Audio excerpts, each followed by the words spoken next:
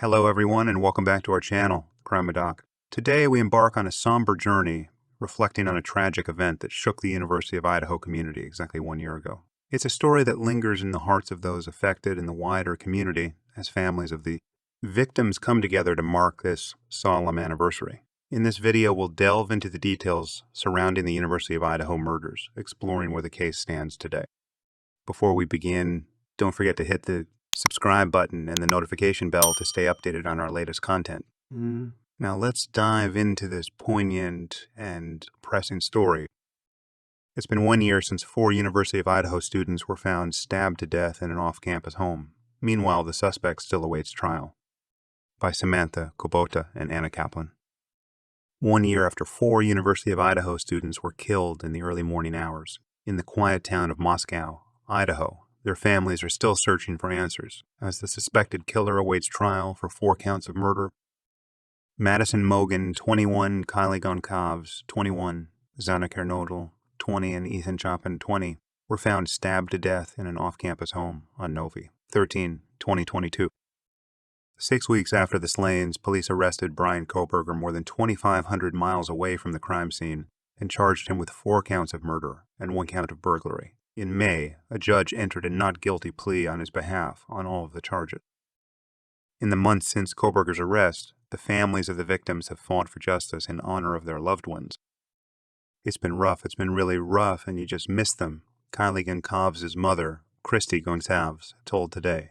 The longer they're gone, the more they miss and the more you miss, and the more you miss them and realize how badly you have been robbed.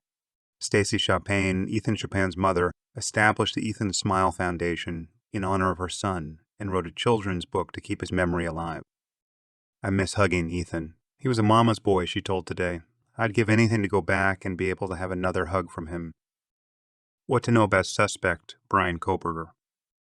After Mogen, Goncalves, Kernodle, and Chopin were found dead with multiple stab wounds on Nav, 13, 2022, investigators began an intense manhunt to find a suspect.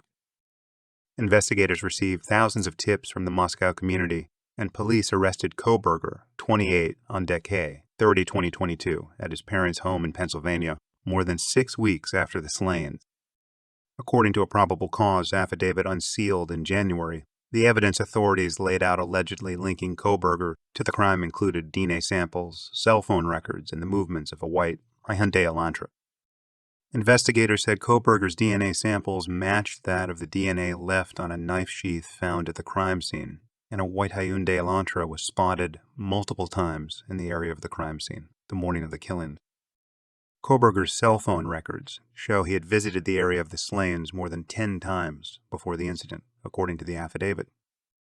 The night of the 4 students' deaths, Kohberger's phone was shut off at his Pullman, Washington apartment just before 3 a.m., just as security cameras captured his car pulling out of the parking lot. The phone came back online 2 hours later, south of Moscow as it traveled back toward Pullman, investigators said. Kohberger was a graduate student in criminal justice at nearby Washington State University, just across the state line in Pullman at the time of the slayings. The murder weapon itself, believed to be a fixed blade knife, has not been recovered, according to police. Investigators have not revealed what Kohberger's connection was to the victims, if any, though police have said the attack appeared to be targeted. Leda County Prosecutor Bill Thompson previously said in an interview with News Nation on Nav, 29, 2022, that investigators believe that whoever's responsible was specifically looking at this particular residence. A Leda County grand jury returned an indictment against Kohberger on the murder charges on May 16, and Kohberger waived his right to a speedy trial in late August. Prosecutors have said they will seek the death penalty against Kohberger if he is convicted. As of Nav, 13, no trial date has been set. The student's house in Moscow. On the night of the slayings, 6 people were inside the home where the bodies of Mogen, Goncalves, Kernodle, and Chopin were found. 2 roommates, Bethany Funk and Dylan Mortensen, were unharmed. Mortensen told police she'd opened her door several times on Nav, 13, 2022, according to the probable cause affidavit. The first time was a little after 4 a.m. after she said she heard who she thought was Goncalves say something to the effect of, "There's someone here," according to the affidavit. She didn't see anything that time, but opened her bedroom door again after hearing what she thought was crying coming from Kernodle's room. The affidavit said she heard a man's voice say something to the effect of, "It's okay, I'm going to help you." Around 4:17 a.m., security camera from a residence northwest of the student's home picked up distorted audio of what sounded like voices or a whimper, followed by a loud thud. Mortensen said she opened her door a third time to see a man in black clothing and wearing a mask that covered his nose and mouth. She described the person as male, around 5 feet 10 inches, and not very muscular, but athletically built with bushy eyebrows, according to the affidavit. Court records showed she told investigators that the man had walked past her toward a sliding glass door as she stood in a frozen shock phase. Afterward, she locked herself inside her room, she told authorities. Both Mortensen and Funke released letters saying they were struggling to accept why the lives of 4 beautiful people were taken so brutally. What the victims' families have said. At a vigil for the victims soon after their deaths, Stacy Shepard encouraged people to spend time with the ones they love. Make sure you spend as much time as possible with those people because time is precious and it's something you can't get back, she said at the time. Chopin would go on to pen a children's book about her son titled The Boy Who Wore Blue. The Chopin family also started a foundation, Ethan's Smile, that will provide scholarships to University of Idaho students. There's also a Zana Kernodle Scholarship Endowment set up at the University of Idaho. Jasmine Kernodle, Zana's sister, spoke to Kieps News in September. "I don't know why it happened," she told Cups. "I wish we knew. All 4 of them were just such great people and made such an impact on the lives around them." Steve Goncalves, the father, Kylie Goncalves, also spoke at a 2022 vigil for the victims, saying the community lost 4 beautiful souls. They came here together.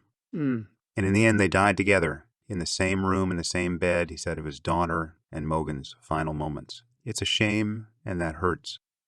The Moscow Police Department said in a NOV 13/2023 statement, its officers were thinking of and praying for the victims' families and loved ones.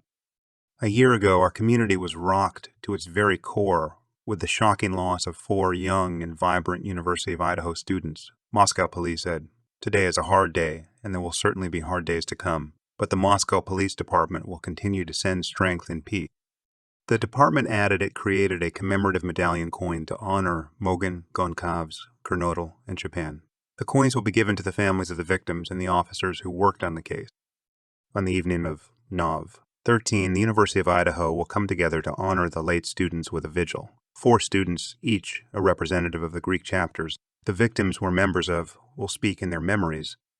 The university is also encouraging people across the state and beyond to turn on their porch lights from 6 to 7 p.m., PT in solidarity. As we conclude today's video, we want to extend our heartfelt gratitude for joining us on this important journey. If you found the information valuable, or if you believe in the significance of keeping these stories alive, please consider subscribing to our channel, CrimeDoc. Don't forget to ring the notification bell so you never miss an update. Your support means the world to us and the families affected by this tragedy. By staying engaged, you contribute to the awareness and advocacy surrounding these heartbreaking events. Feel free to share your thoughts in the comments below, and let's foster a community that stands together in compassion and understanding. Thank you for being part of this journey with us. Until next time, take care, stay informed, and subscribe to CrimeDoc for more meaningful content. Remember, your voice matters, and together, we can make a difference.